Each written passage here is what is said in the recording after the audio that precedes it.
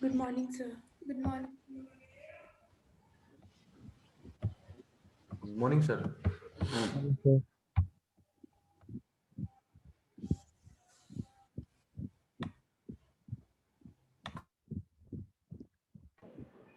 Good morning.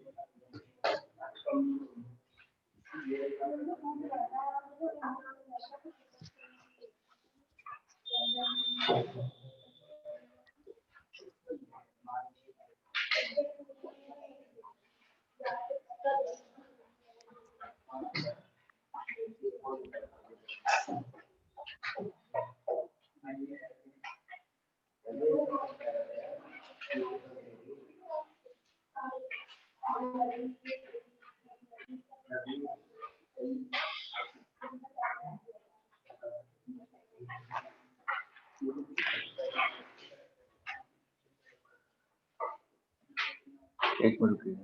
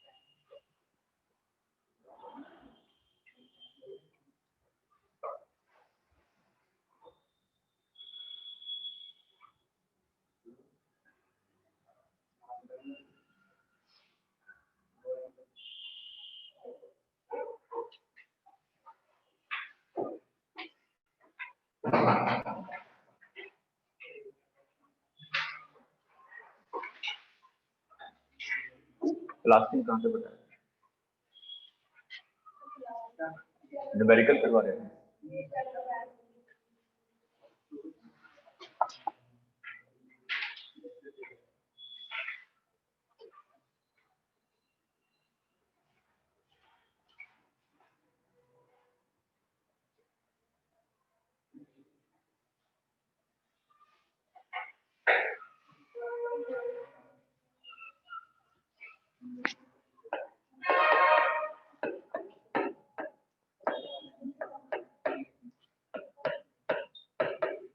Sir Meenakshi waiting room में है।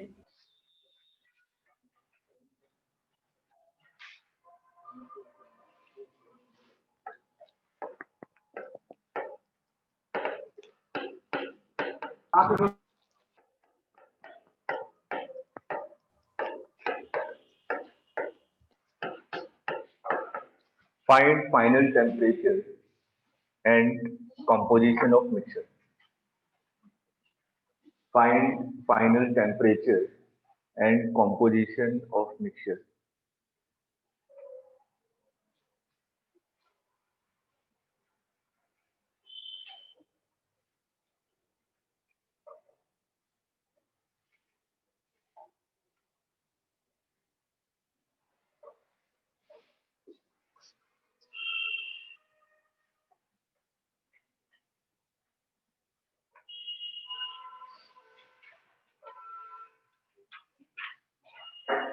आप लोग वीडियो ऑन कर लीजिए।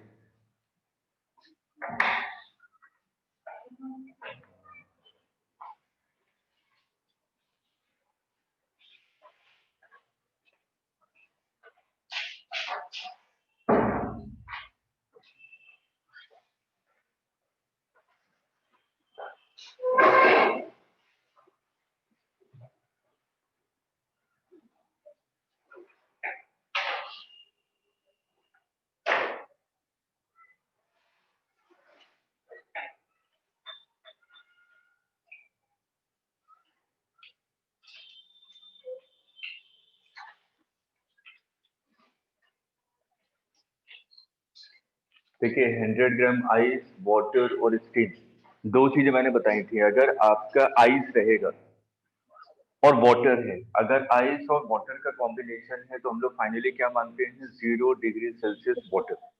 ठीक है। अगर आपका स्टीम है, वो भले ही आपके वाटर के साथ स्टीम हो या आइस के साथ स्टीम हो, ठीक है, हम लोग फाइनल कॉम्पोजिशन क्या मानते हैं, 100 डिग्री सेल्सियस वाटर। अगर लेकिन तीनों का मिक्सचर है, अगर वाटर, स्टीम और आइस तीनों प्रेजेंट है, तो हम लोग क्या मान के चलेंगे कि फाइनली ये भी कहाँ पहुंच रहा है, वाटर पे, और ये भी कहाँ पे पहुंच रहा है, वाटर से। कीजिए, उसके बाद तो वही तरीका है कि कौन सा हीट ज्यादा है उसके हिसाब से हम लोग करेंगे, जो लास्ट तरीका बताया था आप लोगों को।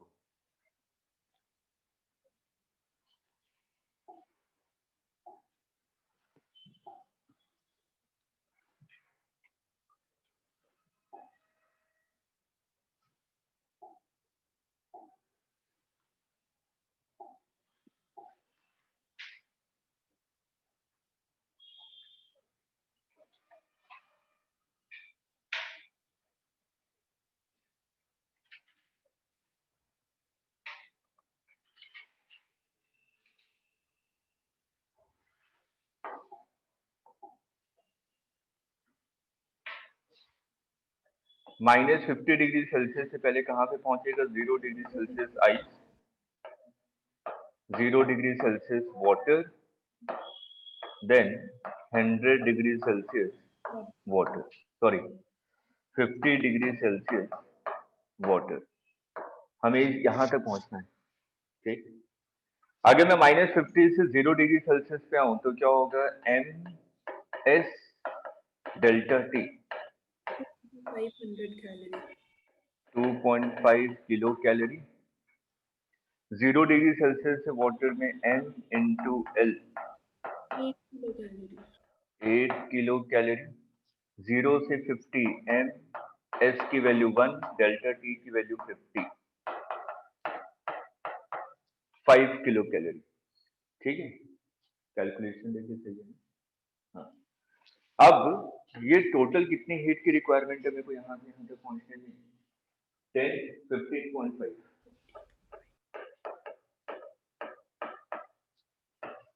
15.5 किलो कैलोरी। अब स्टीम चाहिए।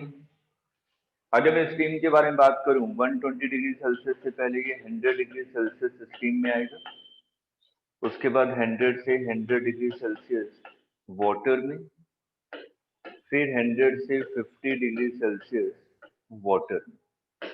यही होगा, हमें फाइनली 50 डिग्री सेल्सियस वाटर तक पहुंचना है। अब MS की वैल्यू 0.5, डेल्टा टी 20, तो ये सही है। कितना हो जाएगा, 1 किलो कैलोरी। M/L, M/L की वैल्यू 540, ये आ जाएगा 54 किलो कैलोरी। उसके बाद MS की वैल्यू 1, डेल्टा टी की वैल्यू 50, ये कितना हो जाएगा, 5 किलो कैलोरी। तो टोटल कितना आ गया, 60, एग्जैक्ट 60 आ रहा है ना? हाँ, तो टोटल हीट कितना देगा ये आपको, 60 किलो कैलोरी। यहाँ तक क्लियर है? कैमरा धुंधला हो गया सर। क्या हुआ? ये कैमरा सर थोड़ा धुंधला सा हो गया, साइड का मतलब, हाँ ये वाला क्लियर नहीं नहीं दिख ठीक। रहा। अच्छा ठीक है, बस इसको नोट कर लीजिए, मैं बैकग्राउंड चेंज कर दूंगा, फिर नहीं आएगा। बस इस वाले को नोट कर लीजिए, तो फिर से पूरा रफ करना पड़ेगा। मैं राइट हैंड साइड में बता देता हूँ। 120 डिग्री सेल्सियस से हम लोग हाँ कहाँ जी। पे, 100 डिग्री सेल्सियस स्टीम पे, फिर 100 डिग्री सेल्सियस स्टीम से 100 डिग्री सेल्सियस वाटर पे, तो उसके बाद 100 डिग्री सेल्सियस वाटर से 50 degree Celsius water. Okay sir, सब डेटा आपके पास पता है। ये जो एग्जैक्ट वैल्यू आ रही है वो आ रही है 60 किलो कैलोरी। हो गया सर। 60 और इधर है 15.5।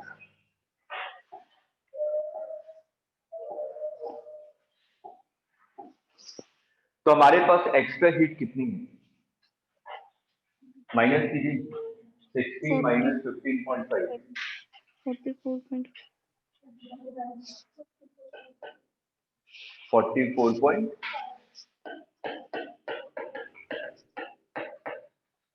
ये एक्स्ट्रा हीट, इतनी हीट मेरे को निकालनी पड़ेगी या देनी पड़ेगी? निकालनी पड़ेगी।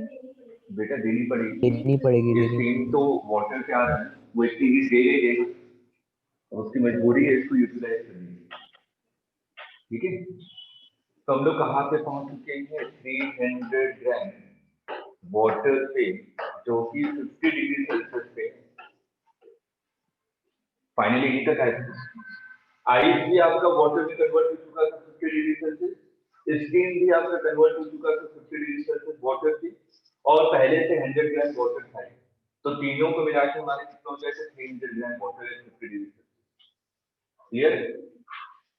अब अगर मैं इसको इतनी हीट दूंगा तो सबसे पहले तो इसका हीट राइज होगा, मतलब टेम्परेचर इंक्रीज करेगा। ठीक है, तो अगर कितना टेम्परेचर इंक्रीज करेगा? मैं कह रहा हूँ 100 डिग्री सेल्सियस तक पहुंच के।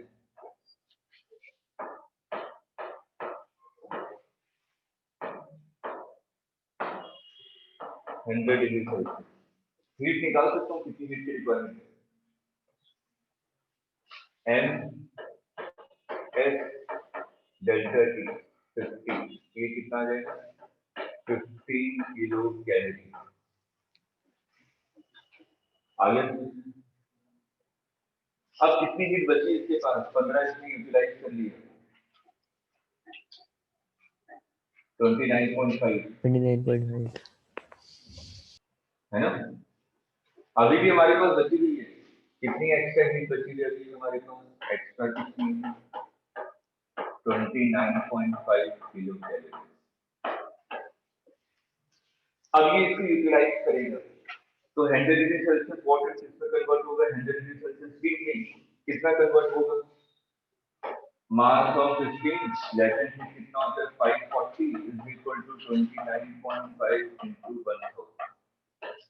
यहाँ से मास ऑफ स्टीम आ गया कि कितने स्टीम में कन्वर्ट हुआ, और फाइनली कितना है वो मेरे पास। क्लियर? सर ये लास्ट वाला दोबारा बता दो, 3 इक्वेट क्यों किया? बेटा हम लोग 100 डिग्री सेल्सियस वाटर पे पहुंच चुके हैं ना, तो ये हीट तो यही यूटिलाइज करेगा ना, तो यूटिलाइज करेगा तो किसमें कन्वर्जन होगा? 100 डिग्री स्टीम सेल्सियस में। वाटर। हाँ, तो बस वही मैंने निकाल लिया कि कितना मास स्टीम में कन्वर्ट होगा। ठीक है। 4.62। हाँ, ये जो बचा हुआ है वो वाटर रह जाएगा। 29.5 into 1000 किलो कैलोरी को कन्वर्ट कर दिया कैलोरी में।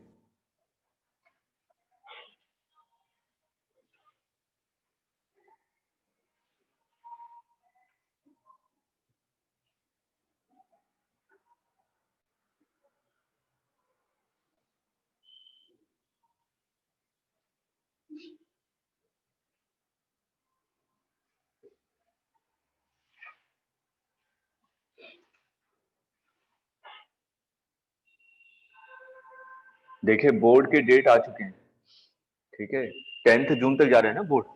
Yes sir. तो उम्मीद यही है कि जून लास्ट तक होना चाहिए आपका। ठीक है, प्रोबेबिलिटी कि यहाँ पे आने चाहिए, क्योंकि बोर्ड के बाद ही होगा, ये तो कंफर्म है, बोर्ड से पहले नहीं हो सकता, क्योंकि 12th अपीयरिंग वाले भी देंगे एग्जाम। ठीक, तो अगर हमारा मिड ऑफ जून या mid of last of June भी होता है तो हमारे पास लगभग 2 महीने एक्स्ट्रा मिल गए। वैसे स्टार्टिंग में होता था मई के।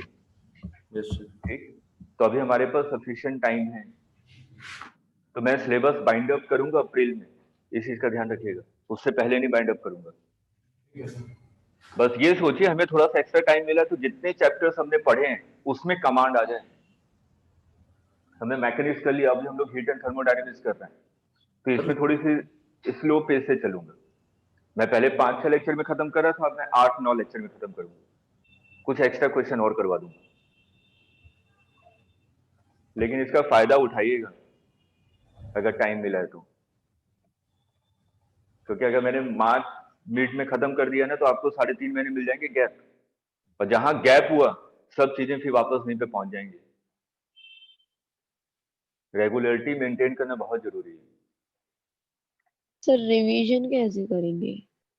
रिवीजन कैसे करेंगे? 2 महीने मिलेंगे ना आपको, मैं अप्रैल में भी बाइंड अप कर दूंगा। नहीं सर, मेरा कहने का मतलब है कि एक एक क्वेश्चन वैसे ही, या फिर मतलब सर मतलब कैसे? मतलब कैसे? देखिए, रिवीजन का सबसे बेहतरीन तरीका ये है कि जो भी आपके पास शीट है, ठीक, बस आईआईटी वाले पैटर्न से बचिएगा। आप लोग, मेरे को पता है बहुत सारे बुक लेके बैठे हुए हैं, ठीक है, वो उस पर कभी क्वेश्चन आ ही नहीं रहे। इसे मैंने बोला था कि सबसे पहले किसी भी चैप्टर से क्वेश्चन कीजिए तो प्रीवियस ईयर्स को पहले कीजिए, ताकि आपको एक रफ आइडिया लग जाए कि हाँ किस टाइप के क्वेश्चन पूछे जाते हैं एग्जाम में, ठीक। उसके बाद आपके पास जो भी बुक है उसी से रिलेटेड क्वेश्चन की प्रैक्टिस कीजिए। मैं स्पीड के क्वेश्चन कर रहा हूँ, 100 क्वेश्चन कर लिए कि स्पीड कैसे निकाली जाती है, तो स्पीड कभी पूछा ही नहीं जाता। मैं प्योर रोलिंग पे बहुत अच्छे अच्छे क्वेश्चन किए जा रहा हूँ, टाइम वेस्ट कर रहा हूँ, क्योंकि प्योर रोलिंग पे टफेस्ट क्वेश्चन आता ही नहीं है, tough question, simple simple question आते हैं, ठीक है। इसलिए मैं बोला हूँ सबसे पहले प्रीवियस ईयर को कीजिए, ताकि आपको एक रफ आइडिया लगे कि हर एक चैप्टर में किस टाइप के क्वेश्चन पूछे जाते हैं। मैं तो बता ही रहा हूँ, साथ में प्रोवाइड भी कर रहा हूँ, लेकिन आप लोग भी अपनी तरफ से करेंगे तो आपको ज्यादा अच्छे तरीके से आइडिया मिलेगा। यस मैं किसी में ज्यादा डिटेल में नहीं जा रहा, जहां पे जरूरत है वहीं पे जा रहा हूँ कि हाँ जिसमें आपको पूछा जा सकता है, जिसमें एम्स में भी पूछे हैं क्वेश्चन आपसे। और प्रैक्टिस का वही तरीका है, जो चैप्टर्स होते जा रहे हैं पर डे उसको टच में रखिए, 2-2 3-3 क्वेश्चन। 7 चैप्टर हमारे हो चुके हैं अगर रोटेशन पे बात करें तो लगभग 2 या 3 क्वेश्चन पर डे का रखिए हर एक चैप्टर से। तो अगर मैं 7 चैप्टर से कर रहा हूँ, 3 क्वेश्चन भी कर रहा हूँ, तो 21 क्वेश्चन पर डे का है मेरे पास। वो यस सर। रेंडमली मार्क कीजिए, स्टार्टिंग से जो भी शीट है सबसे पहले उसी की प्रैक्टिस कर लीजिए दोबारा। ये मत सोचिए सेम क्वेश्चन कर रहा हूँ, रट नहीं रहे हैं आप लोग कॉन्सेप्ट को रिपीट कर रहे हैं। मेन कॉन्सेप्ट रिपीट होना चाहिए, नहीं तो हमेशा देखेंगे जो टीचर पढ़ाता है वो हर एक साल लगभग उसी टाइप के उसी पैटर्न से चलता है, वो क्वेश्चन भी वही करवाता है। मैं भी जब भी हर एक साल पढ़ाता हूँ, बस हर एक चैप्टर में 10-15 क्वेश्चन नए ऐड करता हूँ, जो पहले से है उसको तो करवाते ही करवाता हूँ, क्योंकि मेरे को सिर्फ कॉन्सेप्ट सिखाना है, और कॉन्सेप्ट आ जाएंगे न्यूमेरिकल की प्रैक्टिस आपको करनी है, ठीक है। तो कम से कम रोज 21 क्वेश्चन की प्रैक्टिस कर रहे हैं तो सोच लीजिए जून मिड तक कितने क्वेश्चन हो जाएंगे मैकेनिक्स के, कैलकुलेशन आराम से कर सकते हैं। 6 महीने हैं, 180 दिन, 20 क्वेश्चन के हिसाब से भी कर लिए 3600 क्वेश्चन हो जाएंगे आपके, और 3600 बहुत मायने रखते हैं। सिर्फ मैकेनिक्स के 3600, हीट एंड थर्मोडायनेमिक्स भी चलेगा, तो आपकी सभी चीजें टच में रहेंगी और प्रैक्टिस बहुत अच्छी रहेगी, और टाइम मैनेजमेंट भी इसी में सीखेंगे आप लोग। अगर 20 क्वेश्चन कर रहे हैं तो कम से कम max to max 14 to 15 minutes. उसके बाद जब 20 दिन निकल जाए उसको टाइम को कम कर दीजिए, 2 मिनट, 15 मिनट में कर रहा था 13 मिनट में करूंगा, तो वो प्रेशर डेवलप करेंगे घर पे। और जब 13 मिनट पे है फिर से 20 दिन के बाद उसको 11 मिनट कर दीजिए। और 20 क्वेश्चन जब आपके 8 या 9 मिनट में होने लगे, आपको अंदर से कॉन्फिडेंस आ जाएगा इस बार नेट क्वालिफाई हो जाएगा मेरा,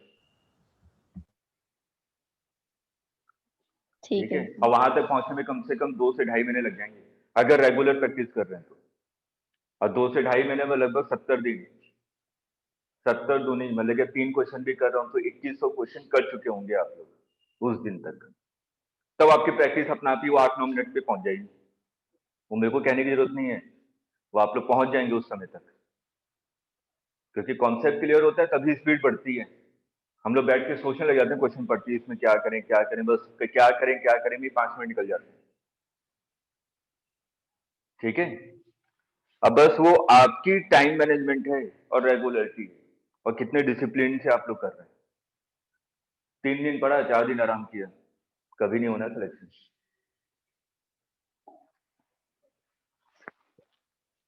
चलिए नेक्स्ट, मैंने कहा कि मेरे सर, पास कोई उस एक क्वेश्चन में सॉलिड है। फाइनल टेम्परेचर क्या था? फाइनल टेम्परेचर तो 100 डिग्री सेल्सियस होगा, क्योंकि स्टीम और वाटर दोनों का मिक्सचर है। ठीक है।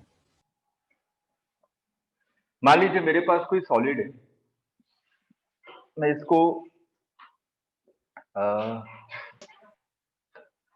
ई जूल पर सेकेंड कांस्टेंट प्रोवाइड कर रहा हूं, हीट रेट कांस्टेंट है, जैसे कि मैं कहूं कि मेरे पास सॉलिड था, इसको मैंने एक फ्लेम पे रख दिया।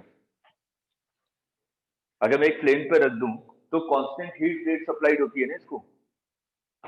ये तो ना कि स्टार्टिंग में ज्यादा हीट मिल रही थी, भी बाद में कम हीट मिलने लगेगी। मैंने बर्नर के ऊपर रखा हुआ जो कि कांस्टेंट हीट सप्लाई कर रहा हूँ। ठीक, तो मैंने कहा कि मेरे पास कोई भी एक सॉलिड है जिसको मैंने ई जूल पर सेकेंड कांस्टेंट रेट से प्रोवाइड कर रहा हूँ। पर सेकेंड कितनी एनर्जी इसको मिल रही है? ई जूल। अब मेरे को ग्राफ ड्रॉ करना है और ये इंपॉर्टेंट है, थियोरी के क्वेश्चन यहाँ से कई बार पूछे गए। मेरा क्वेश्चन ये है, एक एग्जांपल ही ले लेते हैं। मैंने कहा कि -50 डिग्री सेल्सियस पे मेरे पास क्या है? आइस है। ठीक है, तो मेरे को टेम्परेचर और टाइम के बीच में ग्राफ ड्रॉ करना है। आप सभी लोगों को आता है, लेकिन थोड़ा सा डिटेल में चलेंगे ताकि ग्राफ में कई सारे क्वेश्चन बनते हैं वो हमें क्लियर हो जाए कि अच्छा ऐसे क्यों किया जाता है। सबसे पहले अगर मैं इसको कांस्टेंट हीट रेट सप्लाई करूंगा तो -50 डिग्री सेल्सियस से ये कहाँ पहुंचेगा? 0 डिग्री सेल्सियस आइस पे। फिर 0 डिग्री से कहाँ पे पहुंचेगा? 0 डिग्री सेल्सियस वाटर पे। फिर वाटर से कहाँ जाएगा? 100 डिग्री सेल्सियस वाटर पे। फिर 100 डिग्री सेल्सियस से कहाँ जाएगा? 100 डिग्री सेल्सियस स्टीम पे। उसके बाद मैंने कहा कि ये कहाँ पहुंच गया? 120 डिग्री सेल्सियस स्टीम पे। ये चल रहा है। और इसके लिए मेरे को क्या करना है? इस पूरे पैटर्न के लिए मेरे को क्या करना है? टेम्परेचर और टाइम के बीच में ग्राफ ड्रॉ करना है और उसके एनालिसिस करनी है कि कब कांस्टेंट होगा, कब आपका लीनियर रिलेशन होगा। ठीक, स्टार्ट करते हैं -50 डिग्री सेल्सियस से 0 डिग्री सेल्सियस से आइस तक पहुंचने में। अगर मैं यहां से यहां के बारे में बात करूं तो यहाँ पे कांस्टेंट हीट सप्लाई कर रहे हैं। तो मैंने कहा कि किसी भी टी टाइम पे जो आपका आइस है वो किसी टी टेम्परेचर पे पहुंच चुका है। टी की वैल्यू कुछ भी हो सकती है, 10 डिग्री, -10 डिग्री, -20, -30, कुछ भी। ठीक है, मैं किसी भी टी टाइम के बारे में बात कर रहा हूँ। मैंने कहा कि किसी भी टी टाइम पे जो -50 डिग्री सेल्सियस वाला आइस है वो कहाँ पहुंच गया है? टी डिग्री सेल्सियस आइस पे। क्लियर है यहाँ तक? तो किसी भी टी टाइम पे मेरे को तो क्योंकि रिलेशन निकालना है टेम्परेचर और टाइम के बीच में, मेरे को वेरिएबल लेना पड़ेगा। तो मैं क्या लिखूंगा? Q is equal to M S delta T. मेरे पास तो यही फॉर्मूला है ना, जब टेम्परेचर राइज करता है तो मेरे पास हीट का फॉर्मूला ये है। टी टाइम पे तो Q इज इक्वल टू कितना हो जाएगा? पर सेकेंड कितनी हीट सप्लाई कर रहा हूँ? E। तो टी टाइम में कितनी प्रोवाइड कर चुका हूँ? E into T. इतनी हीट सप्लाई कर चुका हूं ना उस समय तक, is equal to M S of ice into delta T. Delta T का मतलब क्या होता है? Temperature difference. तो मैंने कहा कि ये -3 डिग्री सेल्सियस तक पहुंच चुका है। मैं टेम्परेचर डिफरेंस के बारे में बात कर रहा हूं, तो मैं सिंपल क्या लिख रहा हूं? T -50। मैं लिखिए जो टेम्परेचर डिफरेंस है 50 डिग्री सेल्सियस में और T डिग्री सेल्सियस में, कंफ्यूज मत कीजिएगा प्लस माइनस को लेकर।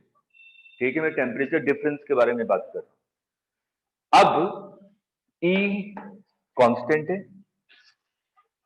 मास ऑफ आइस कांस्टेंट होगा, स्पेसिफिक हीट कैपेसिटी कांस्टेंट होगी, 50 तो कांस्टेंट है ही। तो यहां से आपको क्या नजर आ रहा है? T is directly proportional to time. जो टेम्परेचर है वो टाइम के डायरेक्टली प्रोपोर्शनल, मतलब कि कैसा रिलेशन मिलेगा स्टार्टिंग में? लीनियर। ठीक है, यहां तक नोट कीजिए, फिर नेक्स्ट स्लाइड पे हम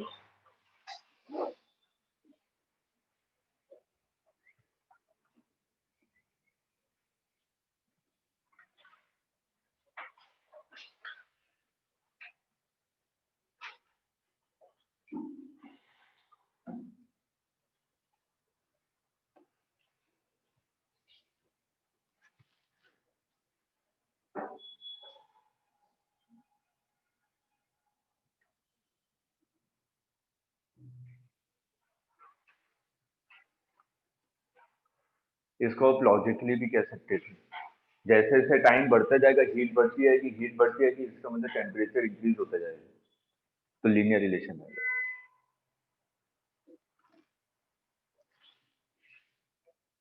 तो हो गया। चलिए, पहला पार्ट क्लियर है सबको? अब मैं 0 डिग्री सेल्सियस आइस तक पहुंच चुका हूं। 0 डिग्री सेल्सियस आपका किस में कन्वर्ट होता है? 0 डिग्री सेल्सियस वाटर में। तो इस केस में देखिए टेम्परेचर कांस्टेंट है। जब भी आपका फेज चेंज होगा उस केस में आपका टेम्परेचर कांस्टेंट रहता है। ठीक, अब हम लोग 0 डिग्री सेल्सियस वाटर से 100 डिग्री सेल्सियस स्टीम पे आते हैं। सेम लॉजिक वही, टेम्परेचर इंक्रीज हो रहा है तो इसका मतलब टाइम भी इंक्रीज होगा। ठीक है, जैसा भी हम लोगों ने आइस के लिए किया था -50 डिग्री सेल्सियस से 0 डिग्री सेल्सियस आइस पे, तो यहाँ पे भी क्या आएगा? Temperature is directly proportional to T, और यहाँ पे क्या? Temperature is constant. जब भी फेज चेंज होता है टेम्परेचर कांस्टेंट रहता है, और टेम्परेचर इंक्रीज होगा तो टाइम और टेम्परेचर के बीच में कैसे रिलेशन आएगा? लीनियर। इसके बाद 100 डिग्री सेल्सियस स्टीम, आपका 100 degree Celsius sorry water,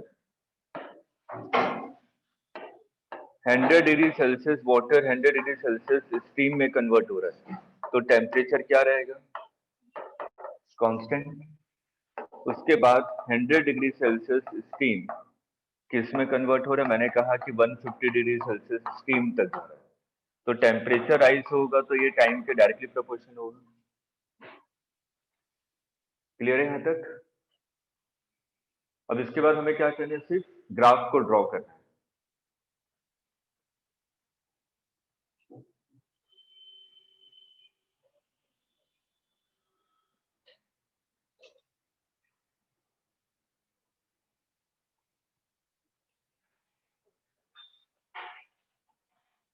sir हो गया।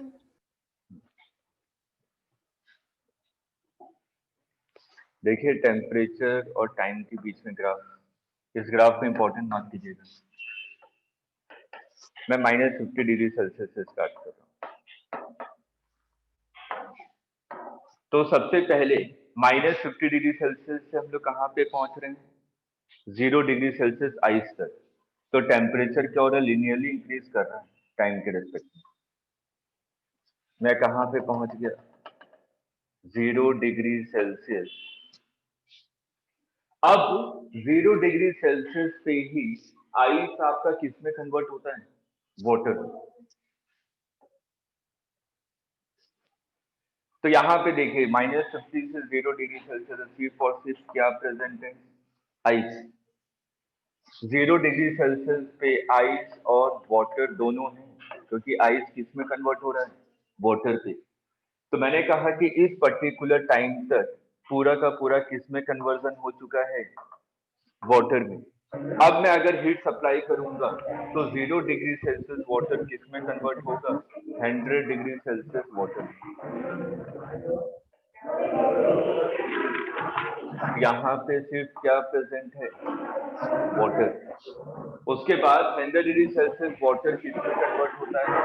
स्टीम में। तो इस वाले केस में क्या होगा? वाटर प्लस स्टीम दोनों का कंपोजिशन होगा।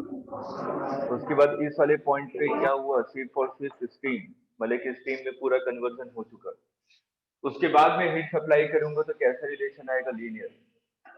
स्टीम का टेम्परेचर इंक्रीज होता जाएगा। क्लियर है यहाँ तक? तो आपने कह दिया हर एक में टाइम अलग अलग लग रहा है।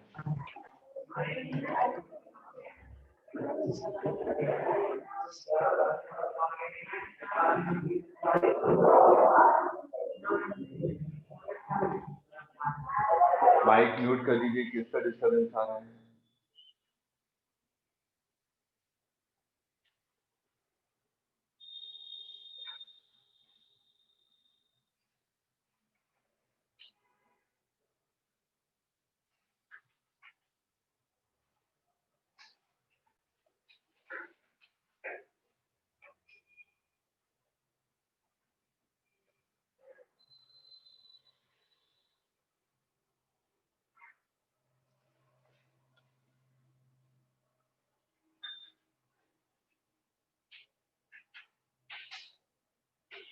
नोट कर लिए?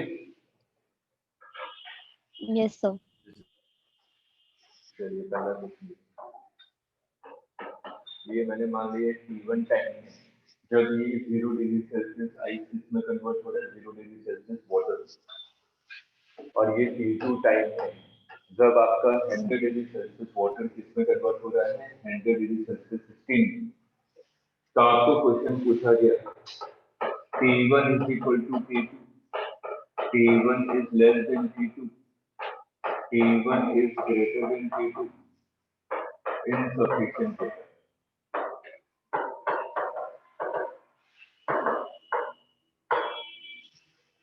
बताइए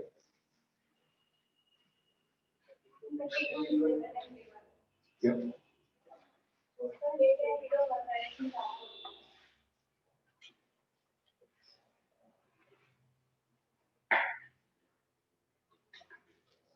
T2 is greater than T1। Second. देखिए क्यों?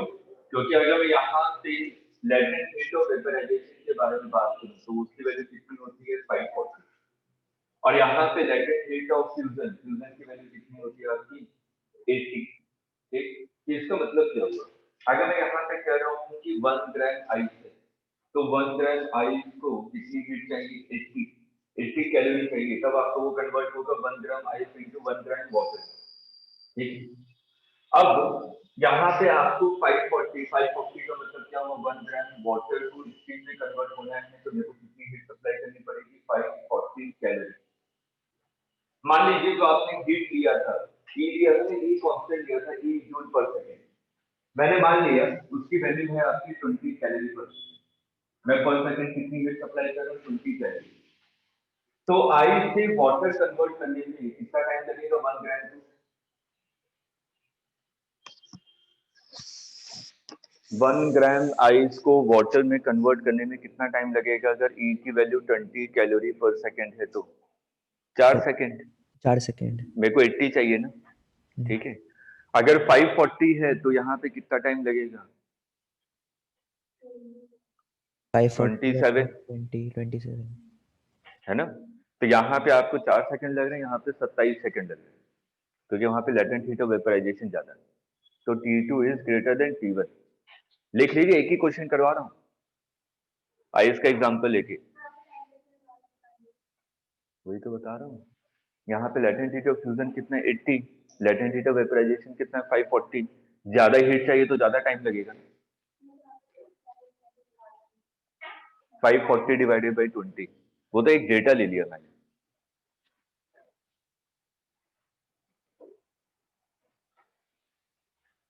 रीजन जरूर मेंशन कीजिएगा।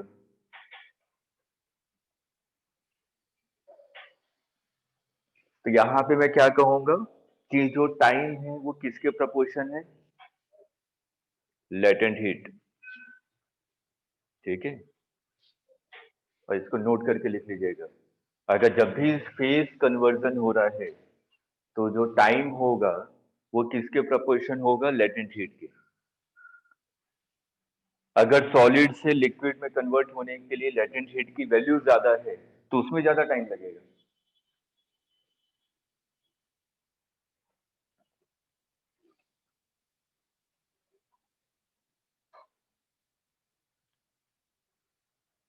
Time is directly proportional to latent heat, वो वेपराइजेशन हो या फ्यूजन हो।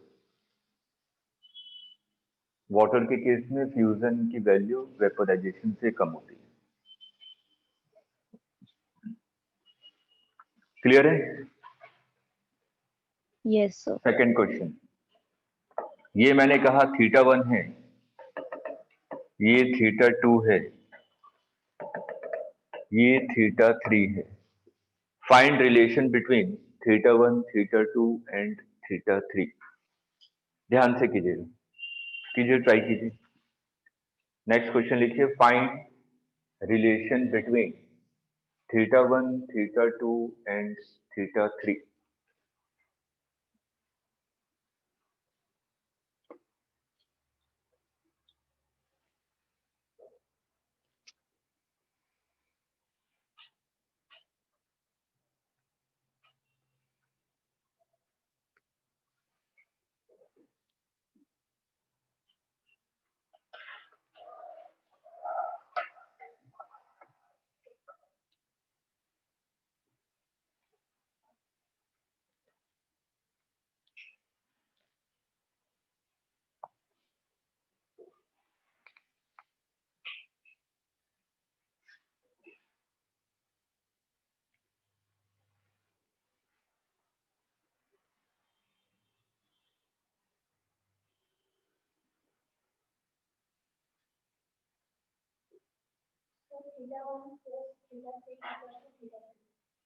गलत।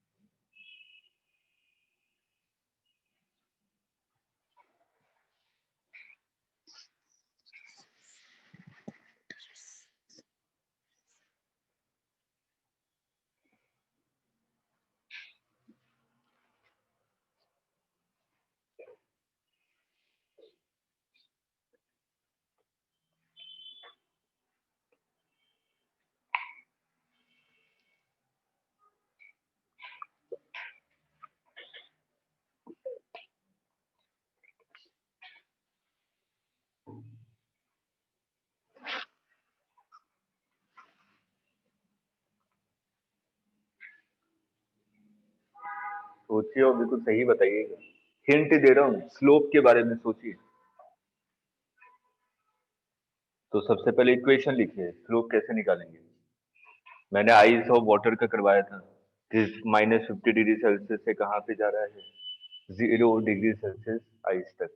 तो वहां पे Q is equal to something निकाला था। तो उसके बारे में सोचिए, वहीं से हिंट मिलेगा मेरे को।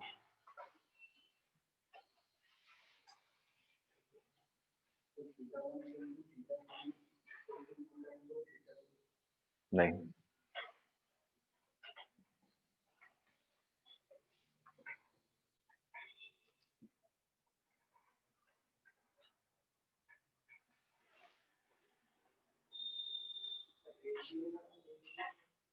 रिलेशन कि मतलब कि θ1 is equal to θ2 is less than θ3 ऐसे करके। हाँ, तो 10 अगर वैल्यू होगी तो थीटा भी वैल्यू वैसे चेंज होता है। θ3 is greatest, then θ1, then θ2. नहीं, गलत। Sir, θ1 equals to θ3 equals to 2 θ2. ये कुछ सही लगा।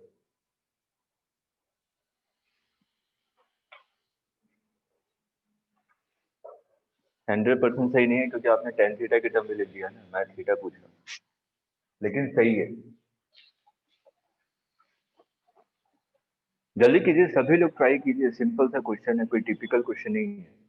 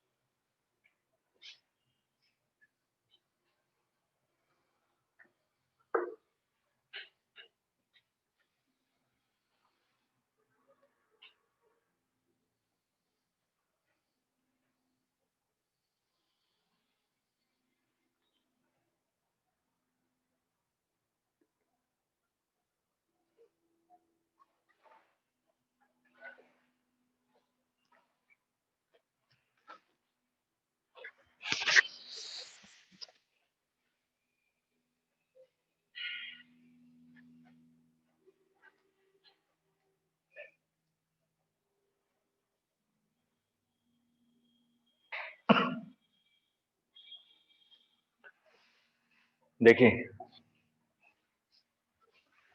किसी टी टाइम पे आपने टेम्परेचर मान लिया टी है, ठीक, तो T plus D T time में temperature T plus small temperature increase हुआ होगा, ठीक है।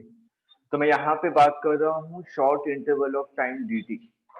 इस short interval of time D T में मैंने हीट कितनी सप्लाई की, डी क्यू।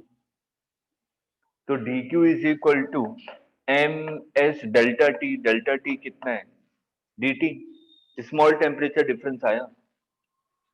अब मैं अगर यहाँ पे डी टी से डिवाइड कर दूं तो D Q upon D T क्या है, heat rate, energy per unit time. और एनर्जी पर यूनिट टाइम क्या है, ई, जो कि क्या दिया हुआ है क्वेश्चन में मैंने, कांस्टेंट। तो यहां पे अगर मैं देखूं, मेरा ग्राफ किसके बीच में था? टेम्परेचर और टाइम के बीच में। टेम्परेचर और टाइम के बीच में ग्राफ है।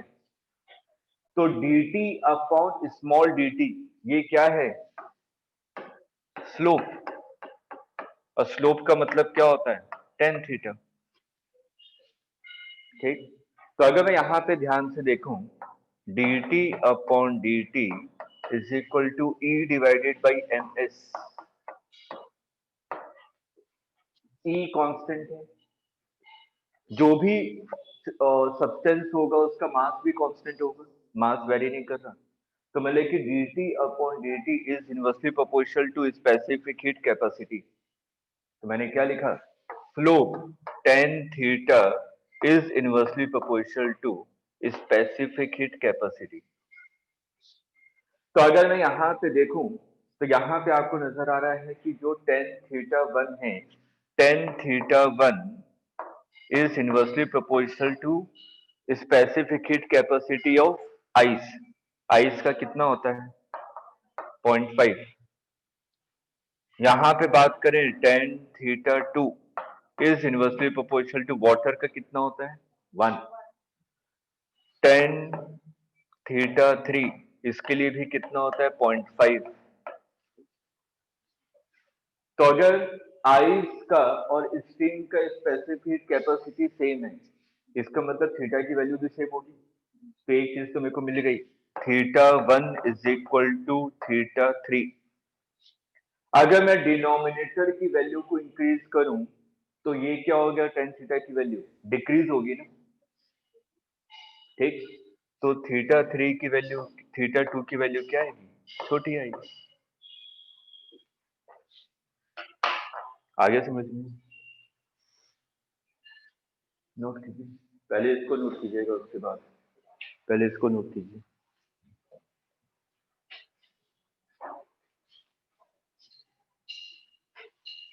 सर ये जो आपने t इक्वल्स टू टी फिर t प्लस डी टी ये किया है, मेरे को ये समझ नहीं आ रहा है। T इज इक्वल टू नहीं, मैंने मान लिया कि किसी भी टी टाइम पे टेम्परेचर कैपिटल टी है, अच्छा तो T plus D T time में टेम्परेचर कितना हो गया होगा? T plus D T, small change in temperature. ठीक है सर।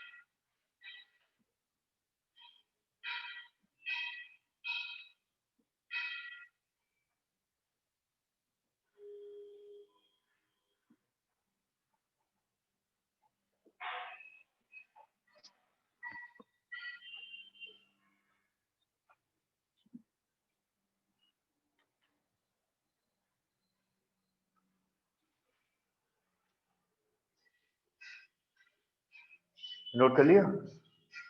Yes, sir. अब इसमें लिख लीजिए कैसे कैसे आपने किया।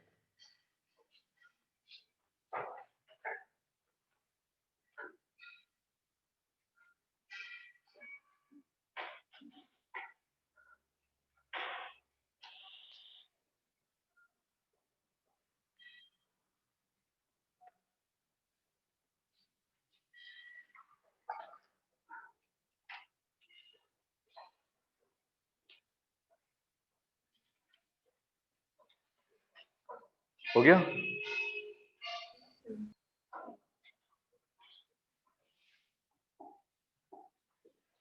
चलिए अब ये बताइए कि मटके में पानी क्यों ठंडा रहता है?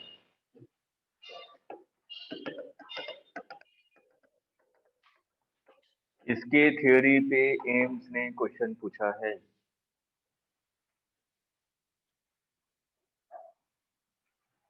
मटके में पानी ठंडा क्यों रहता है? हम लोग यूज करते हैं ना मटका।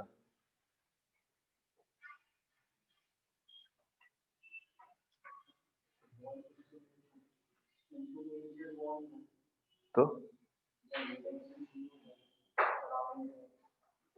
ठीक है, सर इनमें कुछ माइन्यूट पोर्स होते हैं जिससे इवेपोरेशन होता है फिर कूल रहता है। कैसे?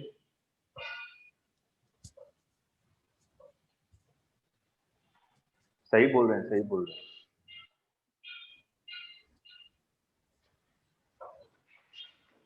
बताइए बताइए, ये अभी का क्वेश्चन नहीं है, ये 8th 9th क्लास में पूछते हाँ होंगे आप सर, लोग इसी इससे से पहले। आदि साथ थोड़े बहुत पोर्स होते हैं इनके अंदर तो उससे कुछ इफेक्ट पड़ता है। और कोई और सोचिए।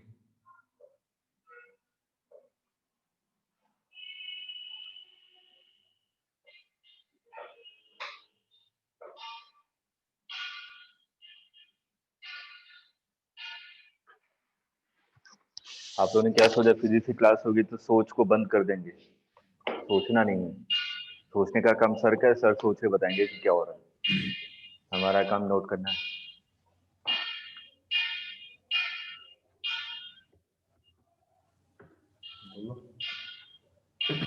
इसमें इवेपोरेशन कूलिंग होता है, जो मतलब मटके में छोटी छोटी कैपिलरीज होती है जिसके थ्रू पानी पास होता है और हीट जो कर बाहर चली जाती है, और जो अंदर पानी होता है वो ठंडा रहता है।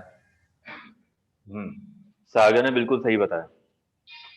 देखिए, यहाँ पे अगर मैं बात करूं, इसमें क्या होते हैं, पोर्स होते हैं। ठीक, अभी हम लोग पढ़ेंगे लिक्विड, अभी हमारा बचा हुआ है मैकेनिकल प्रॉपर्टी ऑफ लिक्विड। ठीक है, उसमें थोड़ा डिटेल में जाऊंगा। अभी अगर सिंपल हम लोग बात करें, कैपिलरी एक्शन आपने पढ़ा होगा। कैपिलरी एक्शन का मतलब क्या होता है, बहुत स्मॉल रेडियस का अगर कोई पाइप है तो उसमें क्या होता है, पानी ऊपर की तरफ उठता है। एडेसिव फोर्स की वैल्यू ज्यादा होती है in comparison to cohesive force. Bio वाले तो ये पढ़ते हैं ना, बॉटनी में। ठीक है, कि स्टेम्स या जो भी आपके लीव्स वगैरह होते हैं, मेरे को बहुत ज्यादा डिटेल में नहीं पता, लेकिन वो पानी हम लोग पानी कहाँ डालते हैं, जड़ों में डालते हैं ना। ऐसा तो है ना कि बहुत बड़ा बरगद का पेड़ है तो ऊपर पत्तियों में डाल रहे हैं पानी, आप नीचे डालते हैं। ठीक है, तो वहां से वो जड़ों से पानी ऊपर तक जाता है। ठीक, और उसमें बहुत सारे छोटे छोटे कैपिलरीज होती हैं। ठीक है, जिसमें आपका वाटर नीचे से ऊपर की तरफ उठता है। ठीक, तो उसी की तरह का हम लोग बात करें, बहुत सारे एग्जांपल है, जैसे कि आप लोग क्या कहते हैं, दिया। ठीक है, रुई लेते हैं, रुई को पहले ऐसे करके गोल कर लेते हैं। ठीक है, रुई सिंपल अगर आपने डिप करके डाल दिया ना, जलाएंगे तो पूरी रुई जल जाएगी। कभी करके देखिएगा, सिंपल आपने रुई का गट्ठा लिया। ठीक, उसको क्या किया, आपने सोचा कि इसी को मैं कर लेता हूँ, ज्यादा अच्छा से फ्लेम निकलेगा। उसको आपने तेल में डाल दिया, पूरा उसको जलाया तो रुई एक ही बार में जल जाएगा, 1 मिनट के अंदर गायब हो जाएगा पूरा। उसको आप लोग क्या करते हैं, बत्ती बनाते हैं। ठीक है, उसको जब आपने इसको ऐसे रब किया ना, तो कई सारी कैपिलरीज बना दी आपने उसके अंदर। ठीक है, जिसका डायमेंशन बहुत छोटा है, बहुत मतलब कि उसमें हजारों पाइप्स होंगी, जिसका रेडियस बहुत छोटा होगा। ठीक है, और उसको जब आप लोग दिए में मतलब कि तेल में जब डिप करते हैं, तो बहुत सारे कैपिलरीज बन जाती है, जिसके कारण जो तेल होता है वो ऊपर की तरफ उठता रहता है धीरे धीरे। ठीक है, और वो कंटिन्यूएशन में क्या होता है, फ्लेम करता रहता है। अब वैसे ही जब हम लोग यहाँ पे मटका बनाते हैं तो क्या यूज करते हैं, मिट्टी। ठीक है, मिट्टी में भी कई सारे पोर्स होते हैं। ठीक है, तो उसको जब बनाया जाता है तो इस मटके में भी कई सारे पोर्स होते हैं। तो जब आप लोग मटके में पानी डाल दीजिएगा, उसको छू के देखिएगा ऊपर से बॉडी को, वो गीला गीला लगेगा, थोड़ा सा वेटी लगता है। ठीक है, वो क्या होते हैं, उस पोर्स में से पानी हमेशा बाहर की तरफ निकलता रहता है। ठीक है, पोर से पानी आ गया, पूरे मटके के सरफेस पे आ गया पानी। अब जब मटके के सरफेस पे पानी आ जाता है तो एक चीज आपको मैंने बताई थी, वेपराइजेशन और इवेपोरेशन। ठीक है, तो हमारा समर में टेम्परेचर कितना, मैंने मान लिया 45 डिग्री सेल्सियस है। ठीक, तो यहाँ पे जो सरफेस पे जो वाटर मॉलिक्यूल्स हैं वो, और जो अंदर वाले में जो वाटर मॉलिक्यूल्स हैं जो मटके के अंदर है, किसको ज्यादा एरिया मिल रहा है वाइब्रेट करने के लिए, बाहर वाले को। ठीक है, बाहर वाले को ज्यादा एरिया मिल रहा है वाइब्रेट करने के लिए, इसका मतलब इसकी प्रोबेबिलिटी ज्यादा है कि ये वेपर में कन्वर्ट हो जाए। ठीक है, अब लेकिन मेरे को ये पता है कि अगर वेपर में कन्वर्ट होना है तो इसको एनर्जी चाहिए, फेज चेंज हो रहा है लिक्विड से स्टीम में। अगर लिक्विड से स्टीम में कन्वर्जन हो रहा है तो इसका मतलब ये हीट क्या करेगा, लेगा, हीट चाहिए ना। मैं 1 ग्राम वाटर के बारे में बात कर रहा हूं। मैंने कहा कि 1 ग्राम वाटर इसके सरफेस पे आ चुका है। इसके सरफेस पे कितना पानी है? 1 ग्राम। 1 ग्राम पानी इसके सरफेस पे है, तो इसको अगर स्टीम में कन्वर्ट होना है तो इसको 540 कैलोरी चाहिए। इतनी हीट मिलेगी तभी ये स्टीम में कन्वर्ट हो पाएगा। अब इसको 540 कैलोरी चाहिए, तो ये क्या करता है, कहां से एनर्जी लेता है? अंदर वाले पानी से। एटमॉस्फेयर से नहीं ले पाता इतनी एनर्जी, ठीक है।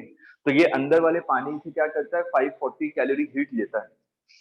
अगर इस वाले पानी से 540 कैलोरी हीट लेगा तो इसका टेम्परेचर डाउन होगा ना। मैं विड्रॉ कर रहा हूँ, एक्सट्रैक्ट कर रहा हूँ हीट को।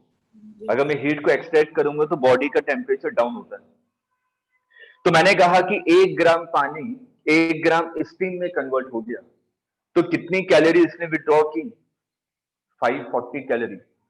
अब मेरे को पता है कि S of water, specific heat of water कितना है? 1 ग्राम पर सॉरी 1 कैलोरी पर ग्राम पर डिग्री सेल्सियस, यही है ना। इसकी बिल्कुल बेसिक डेफिनेशन पे जाइए। अगर 1 ग्राम पानी है, उसका टेम्परेचर 1 डिग्री सेल्सियस चेंज करना है, तो मेरे को कितनी हीट चाहिए? 1 कैलोरी। तो मैंने कहा कि अगर 540 कैलोरी हीट एक्सट्रैक्ट हुआ तो 540 ग्राम पानी का टेम्परेचर 1 डिग्री सेल्सियस कम हो जाएगा। आ रहा है समझ में? ठीक है। Yes sir.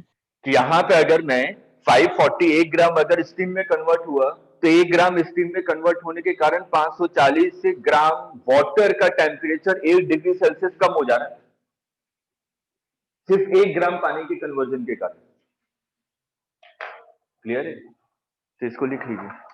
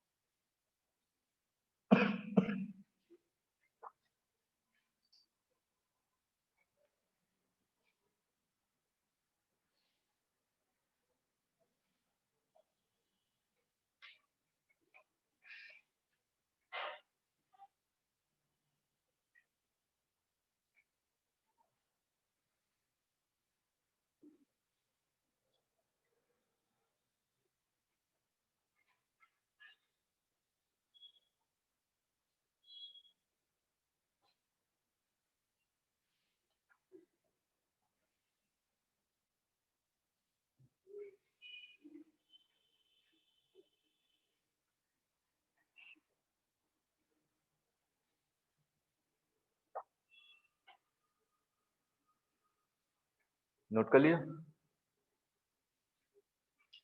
Yes. Discussion on energy and power.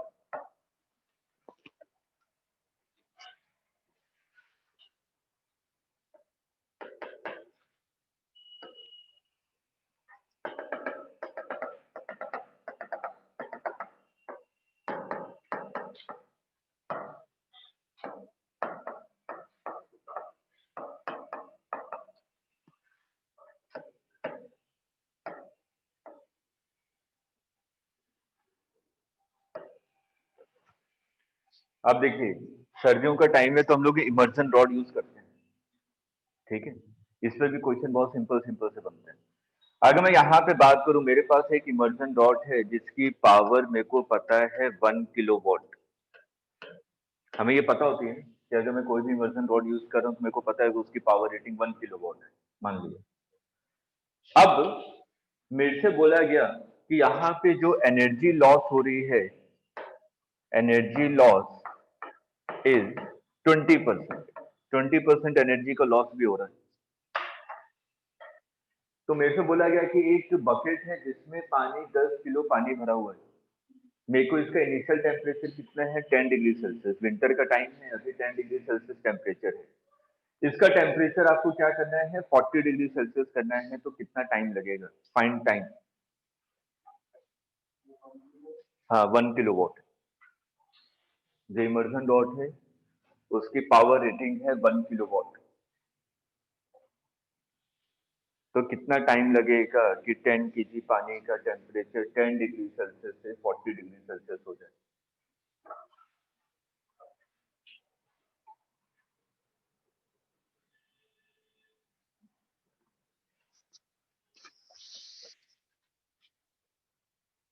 Immersion dot use करते हैं ना?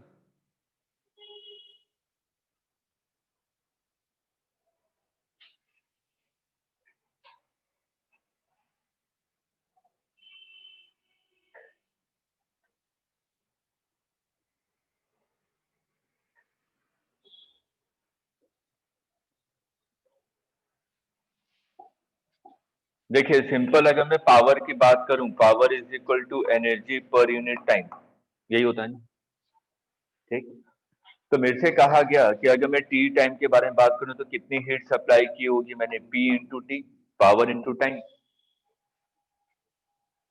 मेरे को क्वेश्चन में कह रहा है कि कितनी एनर्जी लॉस हो रही है 20%, इसका मतलब यूटिलाइज कितनी हो रही है 80%। तो मैंने कहा कि हीट यूटिलाइज कितनी हो रही है 80%, मतलब कि 0.8 इंटू पी इंटू टी। ये इतनी हीट है जो कि किसको मिल रही है, पानी को। इतनी हीट आपको पानी को मिल रही है। अब इसको मैं पहले किलोवाट को चेंज कर लेता हूं। मैंने कहा कि 0.8 पावर की वैल्यू 1 किलोवाट, मतलब कि 1000 वॉट इंटू टाइम। ये हीट मैं किसको दे रहा हूं, पानी को, जिसका मास कितना है 10 केजी। एस की वैल्यू कितनी है, जल्दबाजी मत कीजिएगा क्योंकि यहाँ से पावर आपने वॉट में लिखा हुआ है, इसका मतलब एनर्जी कितने में होनी चाहिए, जूल में, ठीक है। और मास भी किस में लिया हुआ आपने, केजी में। तो इसलिए यहाँ पे जो स्पेसिफिक हीट ऑफ वाटर लेंगे किसमें लेंगे, जूल पर केजी पर डिग्री सेल्सियस। तो specific heat of water joule पर केजी पर डिग्री सेल्सियस कितनी वैल्यू होती है 4200, बताया था, ठीक है। तो ये कितनी हो जाएगी 4200 जूल पर केजी पर डिग्री सेल्सियस, और डेल्टा टी कितना है 30, 10 से 30 तक पहुंच रहा है। तो यहां से मेरे को टाइम मिल जाएगा, टाइम की वैल्यू किस में आएगी, सेकंड में। तो यहां से कन्वर्जन कर लीजिएगा मिनट में, आर में, जिसमें भी क्वेश्चन में दिया हुआ।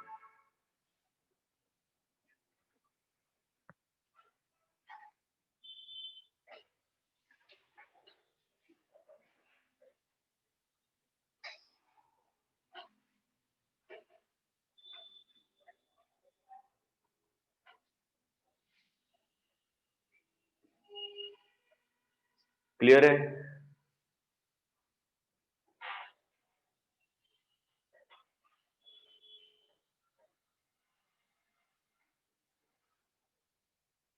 Yes, sir.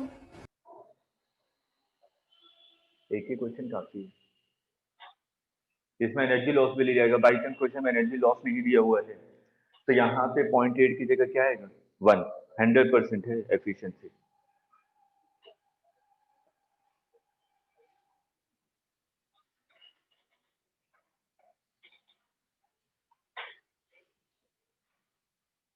हीट के क्वेश्चन इजी होते हैं, बस आप लोग स्पेसिफिक हीट की वैल्यू याद रखिएगा कि कैलोरी में कितनी होती है और आपकी जूल में कितनी होती है। बस यहीं पे गड़बड़ करते हैं आप लोग जल्दबाजी में, कि कैलोरी को जूल में कन्वर्ट कर लिया लेकिन ग्राम को आपने केजी में कन्वर्ट किया ही नहीं, और डेटा यहाँ पे आपने केजी वाले ले लिया।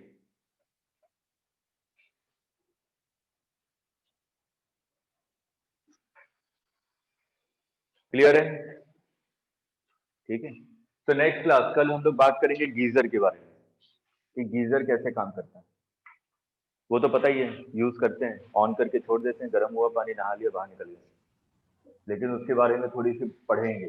कि हाँ कि कितनी पावर रेटिंग होनी चाहिए गीजर की, ठीक है। वो निकालते कैसे हैं गीजर की पावर रेटिंग, वो आप अपने रिक्वायरमेंट से निकालेंगे ना कि हाँ कितनी पावर रेटिंग का मेरे को गीजर चाहिए, मेरे को कितनी की रिक्वायरमेंट है।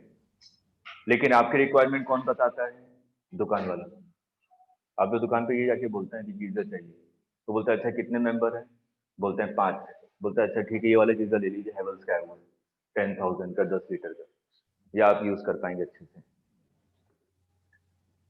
वो मेंबर के हिसाब से आप लोगों की पावर रेटिंग बताता है, मेंबर पे डिपेंड नहीं करता पावर रेटिंग कि 10 मेंबर हैं तो मेरे को 3 किलोवाट का चाहिए और 10 लीटर का चाहिए, एक मेंबर है तो मेरा 500 वॉट पे ही काम चल जाएगा। वो आपके बकेट पे मेन डिपेंड करता है कि कौन सा बकेट यूज कर रहे हैं नहाने के लिए, या शावर पे। वो सब चीजें कल मैं बात करूंगा, ठीक है, कि पावर रेटिंग ऑफ गीजर कल, ठीक है। Thank you sir. Thank you चलिए सर। Okay, welcome. इसका आंसर